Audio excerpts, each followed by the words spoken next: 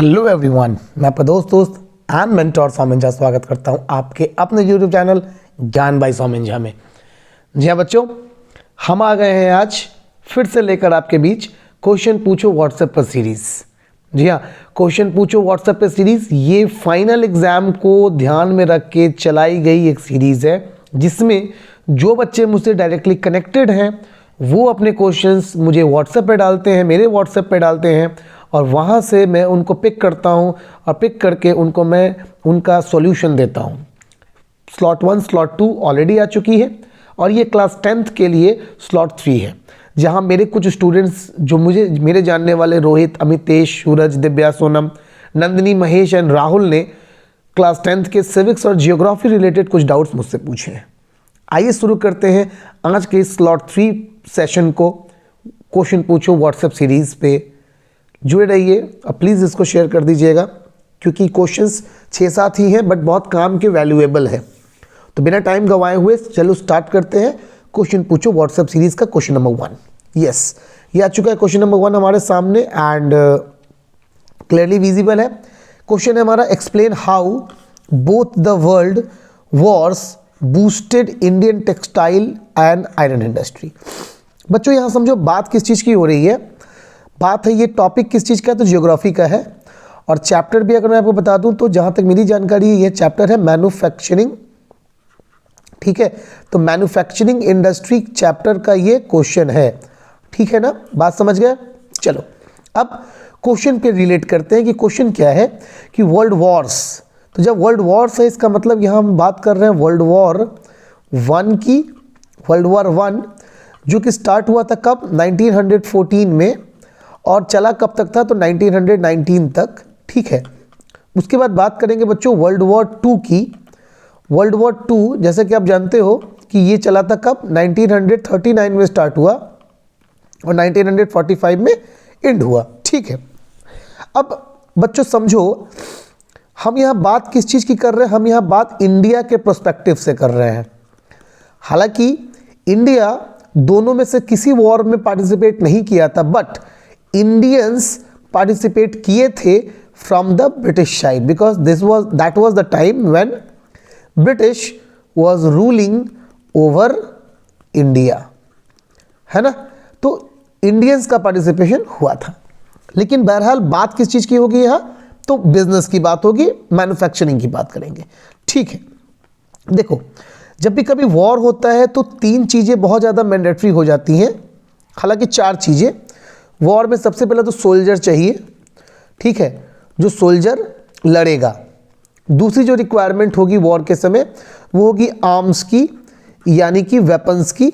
ठीक है ना, और यहीं पे हमारा वेपन्स जो है, यहाँ पे हमारा जो यूज़ होगा वो क्या है, आयरन एंड स्टील। पहला बात तो यहाँ आ गया। ठीक है, उसके बाद अगर मैं बात करूँ थर्ड नंबर की, तो थर्ड में हमारे पास जो रिक्वायरमेंट है वह फूड। ठीक है, फूड।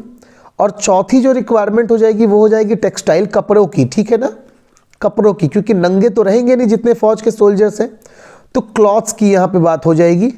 ठीक है, पांचवी एक और चीज़ है वो है हमारा ट्रांसपोर्टेशन, कनेक्टिविटी। ठीक है ना, तो ट्रांसपोर्टेशन में भी किस चीज़ की बात होगी, तो यहाँ भी जो चर्चा होगी वो होगी आयरन एंड स्टील की। ठीक है, पक्की बात, समझ गए। तो देखो आप यहाँ पे क्लियरली विजिबल, मतलब आप इमेजिन कर सकते हो कि वॉर की वजह से arms and weapon, transportation like railways, इन दोनों की डिमांड बहुत ज़्यादा यूरोप में बढ़ी।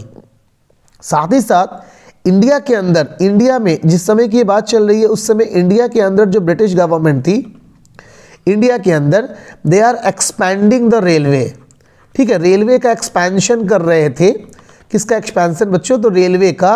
और इनिशियल डेज में क्या होता था कि they use to purchase, they use to, you can say import, British import iron and steel from England, यानी कि लंदन ओनली।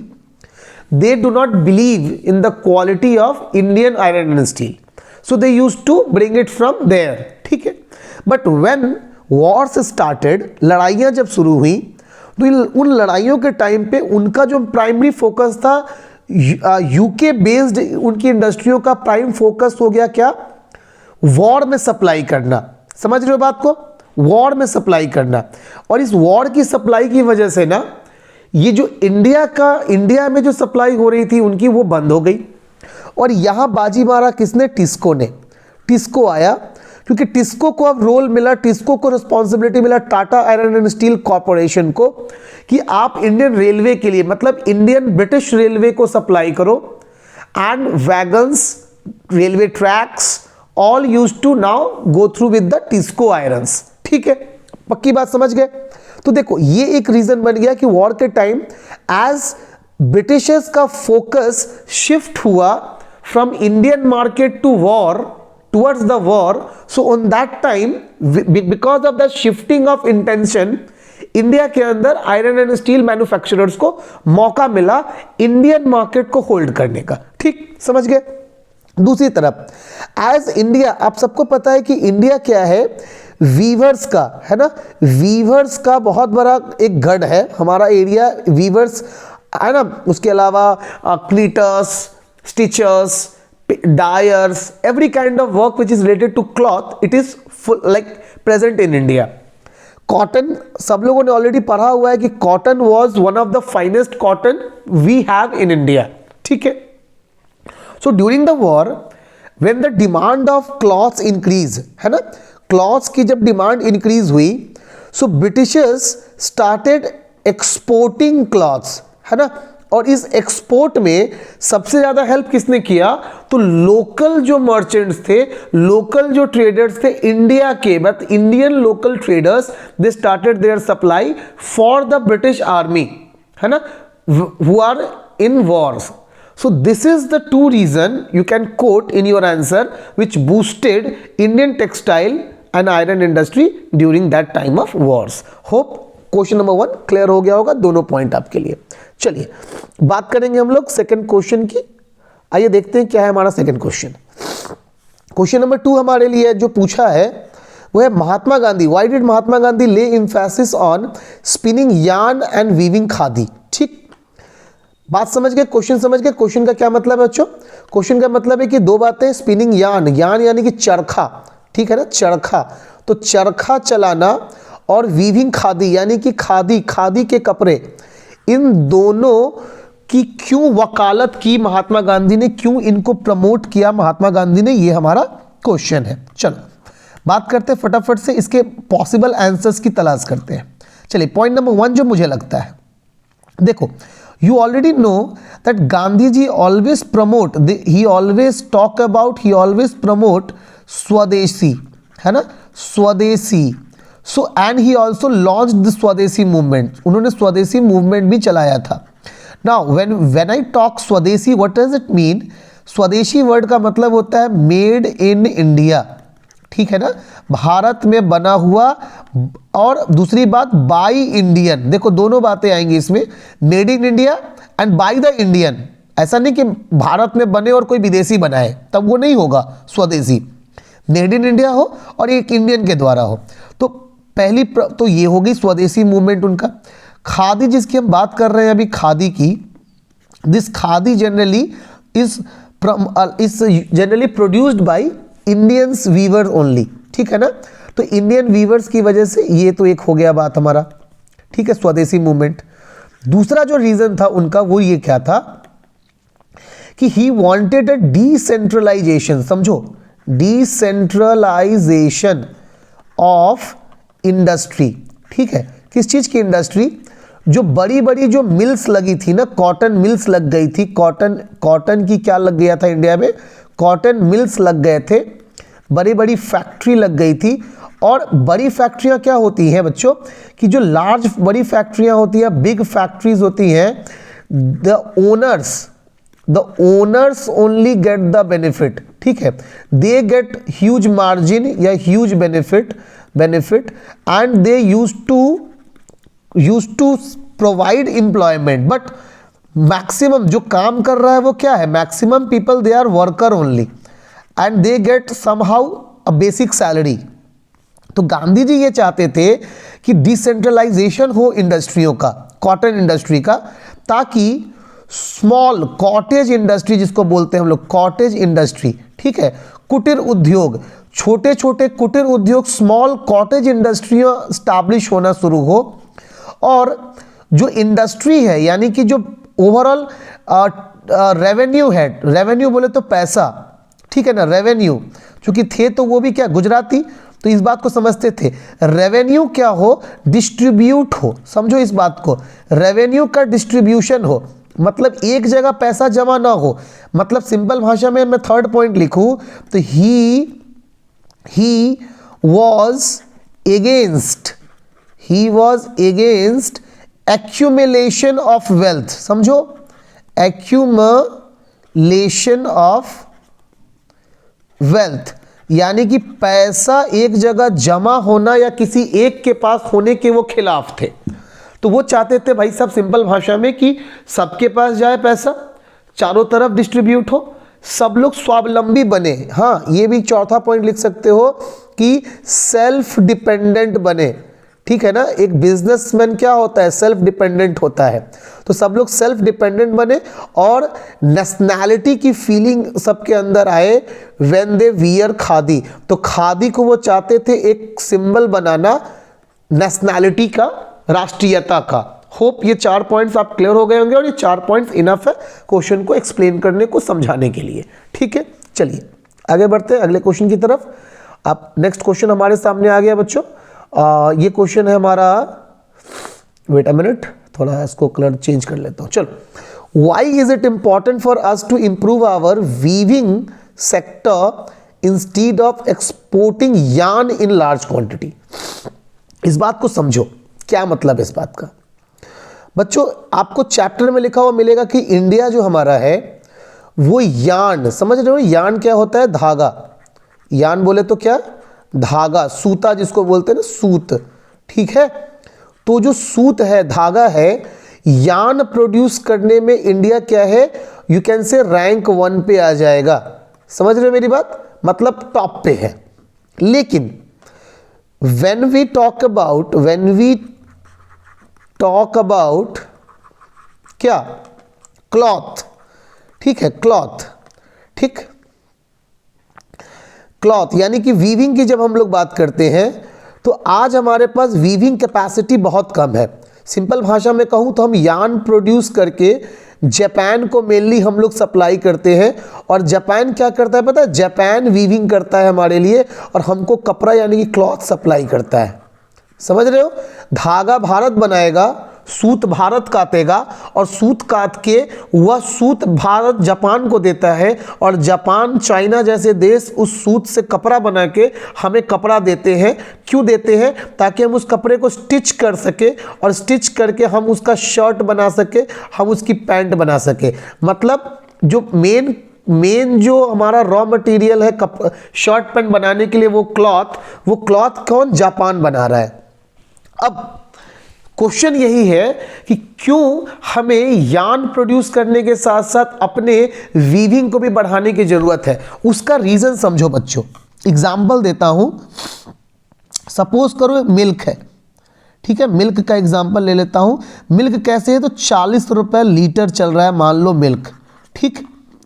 तो 1 लीटर मिल्क से सपोज करो ज़्यादा नहीं, अगर 150 ग्राम अगर छेना निकल गया, छेना है ना, और अगर इस 150 ग्राम छेने से ज़्यादा नहीं, अगर मैं मान लूँ कि केवल 5 रसगुल्ले बन गए, 5 रसगुल्ले बन गए बड़े वाले साइज के, और अगर एक रसगुल्ले की कीमत अगर बच्चों सपोज करो 20 रुपया है, तो आप जोड़ लो कि 5 रसगुल्ले की कीमत कितनी हो जाएगी, 100 रुपये। समझ रहे हो बात। तो ओवरऑल लॉजिक क्या निकल के आया कि 40 रुपये का दूध देने वाला से ज़्यादा उसका जो फाइनल प्रोडक्ट है यानी कि रसगुल्ला है, वह रसगुल्ले बनाने वाला, मतलब फाइनल प्रोडक्ट बनाने वाला जो मैन्युफैक्चरर होगा वो ज़्यादा पैसा कमाएगा। किसके कंपैरिजन में, रॉ मटेरियल प्रोड्यूस करने वाले के कंपैरिजन में। राइट नाउ गाइज इंडिया का सिचुएशन बिल्कुल वैसा ही है। We are the raw material producers in sense of yarn, ठीक है, and Japan and other countries like China and Japan, they are producing final good like cloth, valuable product cloth for us. So they are taking a huge margin, समझ रहे हो, due to weaving they are taking what, they are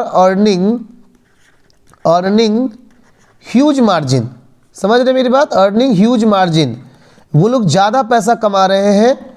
अब आप कहोगे बात से, अगर वो वैल्यूएबल प्रोडक्ट बना रहे हैं तो ज़्यादा पैसा कमा रहे हैं तो क्या दिक्कत है?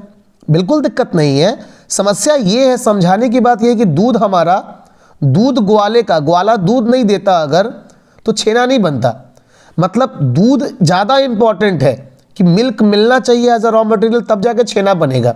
वैसे इंडिया यार्न प्रोड्यूस कर रहा है जो सबसे ज़्यादा वैल्यूएबल चीज़ है, कि अगर रॉ मटेरियल ही नहीं होगा तो फाइनल प्रोडक्ट कहाँ से आएगा। लेकिन हम raw material produce, valuable product produce करने के बाद भी कम कमा पा रहे हैं। क्यों? क्योंकि हमारे पास मैन्युफैक्चरिंग कैपेसिटी नहीं है। तो सिंपल सा लॉजिक हो गया कि to earn more employment, to get more employment, to earn more revenue and to increase economy, it is important for India to grow its manufacturing of weaving in comparison to yarn producing only. Done? Clear हो गई बात? चलो, कोई doubt हो तो पूछ लेना, हालांकि डाउट होनी नहीं चाहिए, ठीक है, अच्छी बात, आगे बढ़ते हैं। चलो, हमारे पास नेक्स्ट क्वेश्चन आ गया। ये एक डाउट है किसके रिगार्डिंग, कि ये बीपीओ क्या है, explain the role of BPO. पहले बच्चों ये समझने का प्रयास करते हैं कि what is exactly the BPO, ठीक है। इसका फुल फॉर्म समझिए पहले, बिजनेस, बीपीओ क्या होता है, तो बिजनेस प्रोसेसिंग आउटसोर्सिंग, ठीक है। चलो, बीपीओ क्या करती है, सिंपल भाषा में कहूं तो किसी भी बिजनेस को, यानी कि व्यापार को बढ़ाने में, समझ रहे हो ना, व्यापार को बढ़ाने में मदद करती है। कौन करती है? वो कौन है? बीपीओ है। अब आप कहोगे सर बीपीओ व्यापार कैसे बढ़ाने में मदद करेगी? क्या ये दुकान पे बैठते हैं? क्या ये गल्ले पे बैठते हैं? क्या ये डोर टू डोर जाकर लोगों को समझाते हैं, बताते हैं, क्या करते हैं ये? तो मैं बोलूँगा कि they use to circulate information regarding there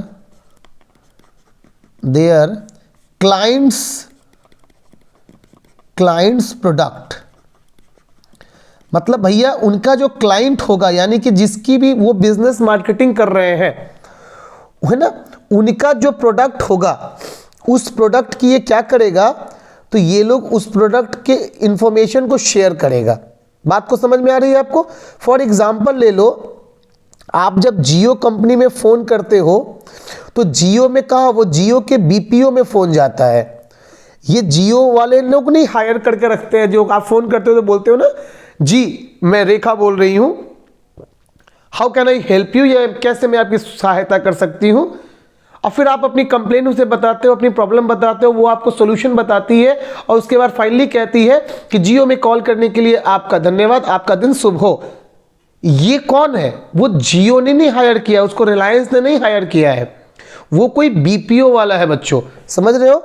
और वो क्या कर रहा है, उसके पास जियो से जुड़ी हुई हर एक इंफॉर्मेशन है, और वो अब जियो के क्लाइंट्स को क्या करेगा, जो मतलब जियो इस बीपीओ का क्लाइंट है, समझ लो, जियो जो है वो इस बीपीओ का क्लाइंट है, और जो जियो के कस्टमर्स हैं उनकी जो कंप्लेंट होंगी ना, वो कंप्लेंट्स को बीपीओ जो है वो क्या करेगा, सॉल्व करेगा। किसकी तरफ से? तो जियो का आदमी बनके। हालांकि वो जियो का परमानेंट स्टाफ या जियो का डायरेक्ट स्टाफ नहीं होता। सो इन शॉर्ट अगर मैं बोलूं, so a BPO, business processing outsourcing, is a way of marketing through which companies broadcast or advertise their products, their qualities, and they try to reach market in an effective way. Hope definition आपने सुन के लिख लिया होगा। and things are clear for you. Now we will go for the next question, and this question is which party system is good for democracy. चलो यहाँ से ये आ गया हमारे पास सिविक्स का क्वेश्चन स्टार्ट हो गया, ठीक है। चैप्टर हमारा जो है वो क्या है, पॉलिटिकल पार्टी है, ठीक है। चलिए पॉलिटिकल पार्टी से क्वेश्चन कर ले लेते हैं। ये क्वेश्चन भेजा है हमारे पास जिसमें वो पूछना चाहते हैं कि which party system is good for democracy. तो भैया डेमोक्रेसी के लिए कौन सी पार्टी सिस्टम अच्छी है, क्यों अच्छी है, ये भी बात कर लेंगे। चलो अच्छी तो मैं आपको 1 सेकंड के अंदर बता दूं, लेकिन अगर पूरी बात जान ले तो क्या कोई घाटा तो होगा नहीं। तो भैया जानते हैं कि पार्टी सिस्टम क्या है एग्जैक्टली। चलो देखो नंबर 1 अगर मैं बात करूं, so we have 3 party system generally. 3 party system हमारे पास जनरली है। अगर हम लोग एक एक करके बात करेंगे, so we have first of all the single party, ठीक है ना, सिंगल पार्टी सिस्टम।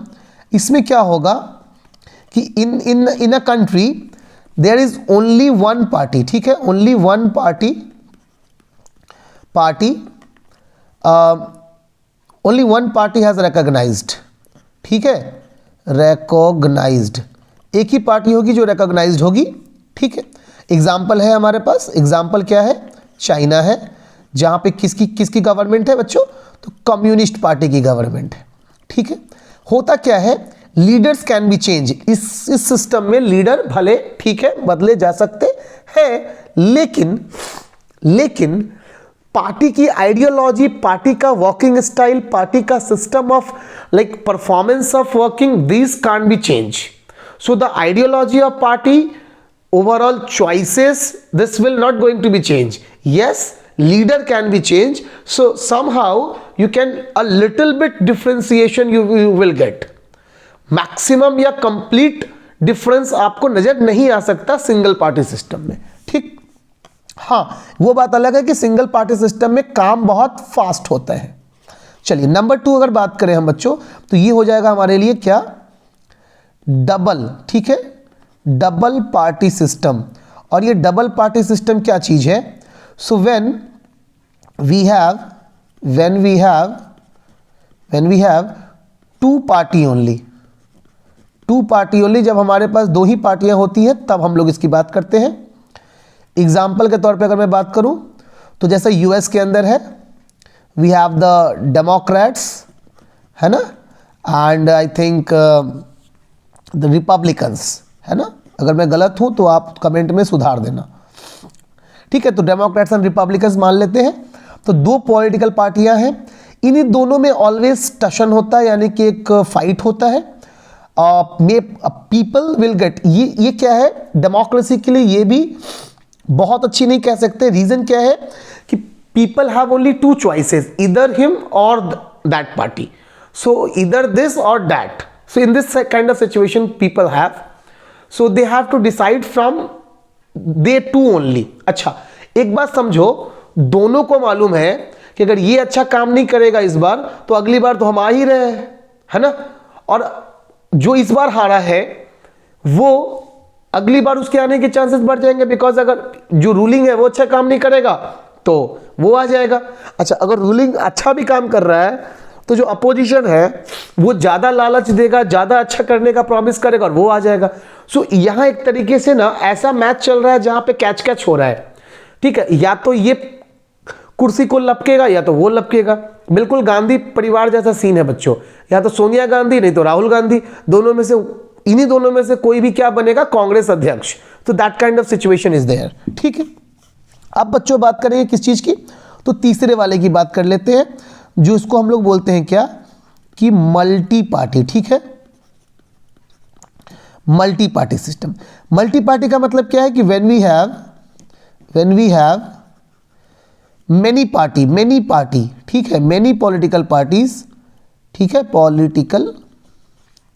ठीक है, party, and it is not fixed, the number is not fixed, ठीक है, the number is not fixed, ठीक है। Anyone can be form, सबके लिए दरवाजे खुले हैं, कोई भी अपनी पार्टी बना सकता है। और एग्जाम्पल कौन है, हमारा भारत महान यानी कि इंडिया, ठीक। अब देखो डेमोक्रेसी के दृष्टिकोण से देखा जाए तो ये सबसे बेस्ट हो जाएगी। रीज़न क्या है? क्योंकि बच्चों इसमें a great variety of choices मिलता है। Every citizen first of all they get a chance to form their political party, to contest election and to perform as per their wish. तो पहली बात तो ये हो गई। दूसरा बेनिफिट क्या होता है कि as a voter, voters also get a lot of choice in multi-party system because to whom they want to select as their leader, they can go for that. तीसरी बात, they can go for their ideologies. Like जितनी ज़्यादा पार्टियां होंगी उतनी ज़्यादा ideology होगी और based on ideology they can go for their selection.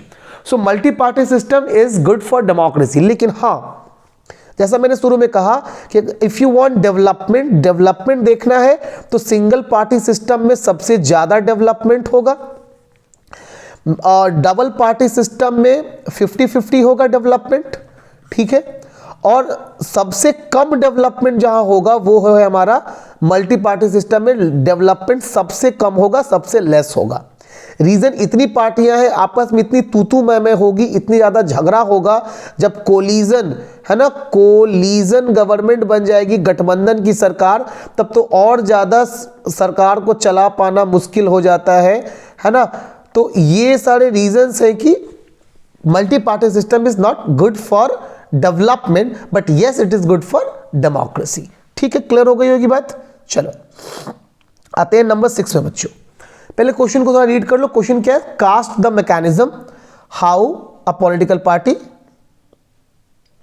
ठीक है, बिकम नेशनल वन। ठीक है ना, मतलब नेशनल और स्टेट कैसे बनता है कोई भी पॉलिटिकल पार्टी, ये हमारा क्वेश्चन है, पूछा है दिव्या ने। चलो बात करेंगे यहां पे कि स्टेट पार्टी। तो देखो स्टेट पार्टी के लिए क्या है, मैं इसको थोड़ा जूम कर दूं तो आपको शायद क्लियर दिख जाए। एक सेकेंड रुको।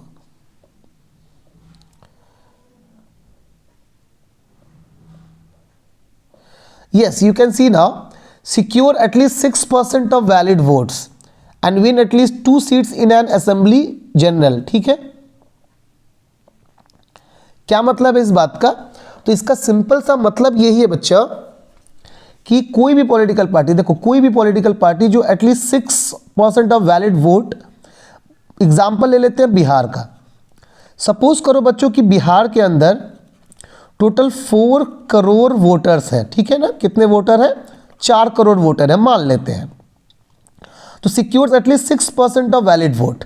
4 करोड़ का 6% कितना हो जाएगा बताओ जल्दी से? 4 करोड़ का 1% हो जाएगा 4 लाख, आई बिलीव। यस, तो 24 लाख्स। ठीक है, तो 24 लाख वोट जिसको मिल जाए, if I am not wrong, ठीक है, ओके यस। उसके अलावा win at least 2 seats and assembly general election, और कहीं 2 एमएलए यानी कि 2 विधायक बन जाए। तो अगर 24 लाख वोट मिल गया ओवरऑल पूरे बिहार को मिला के किसी भी पॉलिटिकल पार्टी को, या एग्जाम्पल में जेडीयू ले लेता हूँ, जेडीयू तो हालांकि है ना, जेडीयू के अलावा ले लेता हूँ यहाँ पे एक पॉलिटिकल पार्टी आई थी, है ना, सपोज कर लो मैं कोई भी एक नाम लिख लेता हूँ, आप ज्ञान ले लेते हैं, ज्ञान पॉलिटिकल पार्टी, जीपीपी कर लेते हैं, ज्ञान पॉलिटिकल पार्टी। तो देखो ज्ञान पॉलिटिकल पार्टी को पूरे बिहार में 24 लाख वोट मिल जाए, या उसके साथ साथ सॉरी नॉट या 2 एमएलए बन जाए, तो पार्टी क्या बन जाएगी? स्टेट पार्टी बन जाएगी। दूसरी कंडीशन बोल रहा है secure at least 6% of valid vote, मतलब फिर वही बात हो गई कि 6% यानी कि 24 लाख वोट मिल जाए। ठीक है, और उसके अलावा एटलीस्ट 1 सीट इन लोकसभा, यानी कि प्लस 1 एमपी हो जाए। मतलब या तो 24 लाख वोट और 2 एमएलए 2 विधायक हो, प्लस या 24 लाख वोट और 1 एमपी यानी कि लोकसभा सांसद हो जाए, तो भी स्टेट पार्टी बन जाएगा। अब क्या तीसरा कंडीशन क्या है? विन एटलीस्ट 3% ऑफ सीट्स और at least 3 seats where whichever is more in an assembly general election. देखो 3% ऑफ सीट, 3% ऑफ सीट का मतलब समझो, अगर सपोज करो कि पूरे बिहार के अंदर 240 सीट्स हैं। ठीक है, कितने सीट्स हैं? 240 का 3% कितना हो जाएगा? If I am not wrong तो 7.2 है ना, मतलब मान लेते 8 एमएलए बन जाए पूरे बिहार में। ये 24 लाख वाली कंडीशन खत्म हो गई। 8 एमएलए है, मतलब हर एमएलए को 1-1 लाख वोट मिला और 1-1 लाख वोट लेकर के ही 8 एमएलए बन गया। तो देखो ओवरऑल वोट कितना पड़ा, 8 ही लाख पड़ा, 24 लाख नहीं 8 लाख वोट ही पड़ा, 8 लोगों को 1-1 लाख ईच, है ना, के हिसाब से भी कैलकुलेट करें। फिर भी चूंकि 8 एमएलए हैं तो 8 लाख वोट के साथ भी तीसरे कंडीशन को फुलफिल करता है तो ये स्टेट पार्टी बन जाएगा। चौथी कंडीशन देख लेते हैं, win at least 1 out of every 25 seats from a state in a Lok Sabha general election. समझो जनरल लोकसभा, ठीक है। तो एक राज्य, जैसे मान लो बिहार के अंदर लोकसभा की सपोज करो कि 40 सीटें हैं, सपोज कर लो, तो मोटा मोटा दिमाग में छाप लो कि 40 सीट है तो 2 एमपी हो जाने चाहिए, कहाँ से, बिहार से, तो भी वो पार्टी क्या बन जाएगी, स्टेट पार्टी बनेगी। पांचवा कह रहा है secure at least 8% of total valid vote in assembly और अ लोकसभा जनरल इलेक्शन। मतलब भैया कोई विधायक आपका ना जीते, सिर्फ आप 8% वोट ही ले लो यार, मतलब 8% का मतलब 32 लाख सब मिला के आपको वोट आ जाए, विधायक एक भी ना जीते कोई दिक्कत नहीं, एमपी एक भी ना जीते कोई दिक्कत नहीं, सिर्फ आपके पास 32 लाख वोट हो जाए, काम खत्म, आप स्टेट पार्टी बन जाओगे, रिकॉग्नाइज कर लिए जाओगे। बात समझ गए, क्लियर हो गई।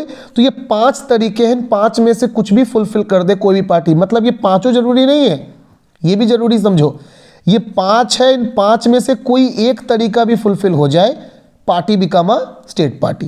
क्लियर हो गई बात। चलो आगे बढ़ जाते हैं और नेशनल पार्टी का फंडामेंटल्स देख लेते हैं एक बार, है ना, कि नेशनल पार्टी किस तरीके से काम करेगी। चलिए बात कर लेते हैं बच्चों नेशनल पार्टी की। देखो अब नेशनल पार्टी बनना, जैसे कि मान के चलो बीजेपी है ना, नेशनल पार्टी का मतलब कौन सी पार्टी, एक सेकंड,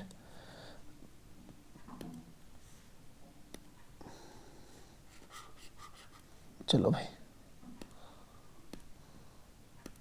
हाँ भाई चलो, जैसे मान के चले कि बीजेपी है, कांग्रेस है ना, ममता बनर्जी की टीएमसी है, ये सब स्टेट नेशनल पार्टियां हैं। चलिए, तो नेशनल पार्टी बनने के लिए पहली शर्त है कि 6% of valid votes in assembly और लोकसभा जनरल इलेक्शंस, है ना। तो जैसे लोकसभा मान के चलो पूरे भारत के अंदर कितने लोग होंगे, कितने वोटर होंगे, बहुत वोटर होंगे भाई, कितना भी कम अगर मान के चलूँ तो 100 करोड़ ले लेते हैं, तो 100 करोड़ का 6% यानी कि तकरीबन हो जाएगा 6 करोड़, मतलब पूरे भारत में मिला लिया जाए तो 6 करोड़ वोट्स, ठीक है।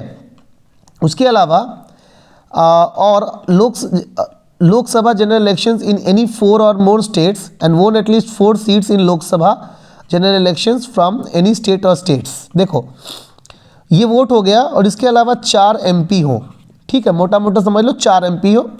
अब ये कोई तय नहीं है कि ये 4 एमपी हर स्टेट में होने चाहिए, नहीं, ये कोई एक सिंगल एनी स्टेट, किसी भी एक सिंगल स्टेट्स का भी हो सकते हैं कि वही चारों हो इनके पास, या अलग अलग जगहों पे भी हो, 4 राज्य में मिला के एक एमपी हो, ये भी चलेगा, ठीक है, पक्की बात समझ गए। Number 2, win at least 2% of the total Lok Sabha seats. अब देखो इसका क्या मतलब है, 445 ये टोटल सीट्स है, कहाँ पे, लोकसभा में, समझ रहे हो बात को। और इसमें चुनाव कितने पे होता है, 443 पे होता है, बिकॉज 2 लोग क्या है, एंग्लो इंडियन है, जिनको प्रेसिडेंट खुद से नॉमिनेट कर देते हैं, ठीक है। 443 का 2% है ना, इसका 2% कितना हो जाएगा भाई, बात करें तो ऑलमोस्ट 9, तो 9 एमपी है ना, सीधे 9 एमपी आपके पास हो जाए, ठीक है, 2%, हाँ ठीक है, general elections and these seats have to be won from at least 3 state, और 3 राज्य को मिला के, ठीक है। मतलब क्या निकल के आया कि ईच स्टेट 3 एमपी, मतलब ऐसा नहीं होना चाहिए कि किसी एक राज्य में ही 9 एमपी आपके पास हो गए और बाकी जगह पे आप ठन गोपाल हैं, नहीं, 3 स्टेट्स में मिनिमम हो, मतलब 3 एक स्टेट में, मान लो बिहार है तो बिहार में उनके पास 3 एमपी हो गए, झारखंड ले लो, झारखंड में उनके पास 3 MP हो गए। वेस्ट बंगाल ले लो, वेस्ट बंगाल में 3 हो गए, तो 3 3 9 MP हो गया, काम बन गया, सेकंड कैटेगरी फुलफिल हो गई, आप एक नेशनल पार्टी बन गए। ठीक। तीसरी कैटेगरी है the party is recognized as a state party in at least 4 states. देखो ये कैटेगरी क्या है कि कोई भी 4 स्टेट्स आप ले लेंगे, एनी 4 स्टेट्स, कोई भी ऐसे कोई भी 4 स्टेट आप ले लोगे और उस स्टेट में आपके पास इतने MLA हो, यानी कि पीछे जो स्टेट पार्टी वाला हमने जो मैकेनिज्म पढ़ा, उस स्टेट पार्टी वाले मैकेनिज्म के बेसिस पे आपके पास इतने MLA हो कि आप उन 4 स्टेट्स में स्टेट पार्टी के तौर पे रिकॉग्नाइज हो, तो भी आप नेशनल पार्टी के तौर पे रिकॉग्नाइजेशन आपको मिल जाएगी। देखो ये पार्टी जो है ना, ममता बनर्जी की TMC इसका बेस्ट एग्जाम्पल है।